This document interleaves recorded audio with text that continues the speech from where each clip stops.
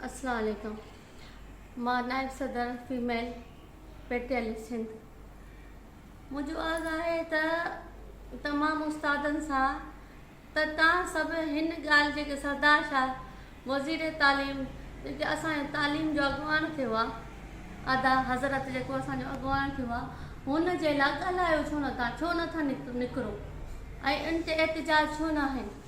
हाँ, तव्हां सरज़मीन ते विज़िट नथा कयो बदिलियूं तव्हां कयो पिया उस्तादनि खे मज़ाक खणी कयो आहे। तव्हां सरदार शाह इहा मुंहिंजी अपील बि आहे ऐं हिकिड़ो अर्ज़ु आहे। मां पाण बि उस्ताद आहियां। मुंहिंजो पाण मां हैदराबाद सिटी में उस्ताद आहियां ऐं उते बि लाइट कोन्हे, वॉशरूम कोन्हे, पाणी जो इंतज़ाम कोन्हे। हैदराबाद सिटी में मेन में वेठा आहियूं। तव्हां ईंदा आहियो हैदराबाद, ईंदा आहियो मेन सिटी में, तव्हां कंहिं नंढे स्कूलनि जो विज़िट कयो आहे? तव्हां वॾे स्कूलनि जा विज़िट करे सभु करे विज़िटियूं करे ॿियो लिखत करे फ़ोटू कढाए फ़ोटू सेशन कराए हलिया वेंदा आहियो। Tata bye bye. हाँ, मुंहिंजो अर्ज़ु आहे साहब सदर आसिफ अली ज़रदारी सां ऐं मुंहिंजो अर्ज़ु आहे बिलावल भुट्टो ज़रदारी सां त बाबा तव्हां नौजवान आहियो, तालीम पाकिस्तान सिंध जी तालीम जी तरफ़ तवज्जो ॾे। ही सिंध तुंहिंजो आहे, ही उस्ताद तुंहिंजो आहे। इहे जेके उस्ताद माशरे खे मज़बूत करे पियो, ॿारनि खे मज़बूत करे पियो, STR पॉलिसियूं बंदि कयो, बदिलियूं बंदि कयो, उस्तादनि जी टेस्टूं वठणु बंदि कयो। कॾहिं सरदार शाह तुंहिंजी टेस्ट थी न, तो पंहिंजी को टेस्ट कोन ॾेई सघंदे। हाणे तूं उन्हनि जा हेल्थ कार्ड जारी कराए था, उन्हनि खे हेल्थ कार्ड ॾे। 40 साल उन्हनि जी सर्विसनि खे थी विया आहिनि। असांखे बि पाण उस्तादनि पढ़ायो आहे।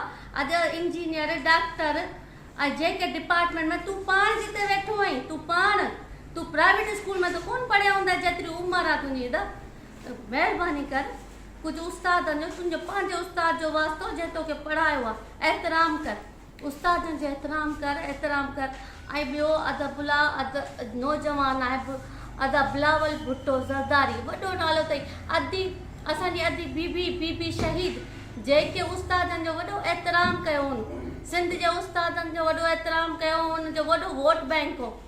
हुन उस्तादनि जो तव्हां वोट बैंक न ख़राबु कर, पंहिंजे लाइ को अहिड़ी ॻाल्हियूं न कयो। पंहिंजी सिंध खे तबाह करण जे लाइ छो तयारी कई अथव?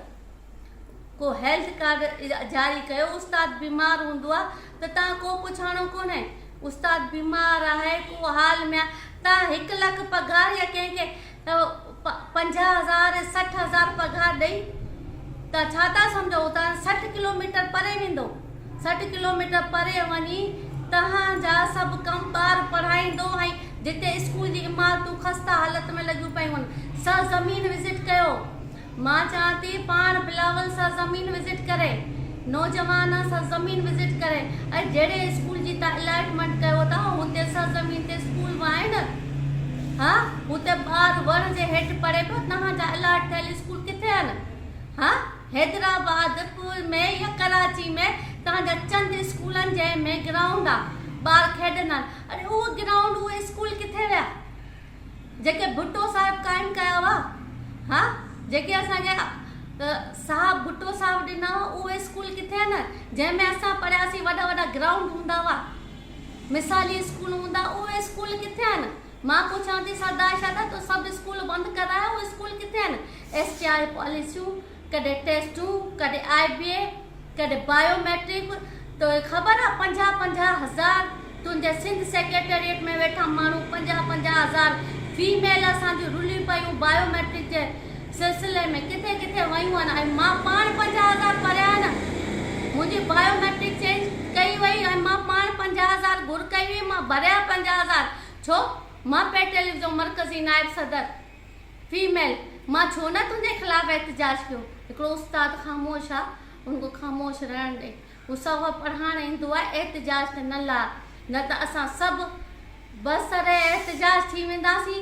को बि सिंध में उस्ताद पढ़ाइण वारो न हूंदो, सभु सरापा एहतिजाज थींदा। महिरबानी।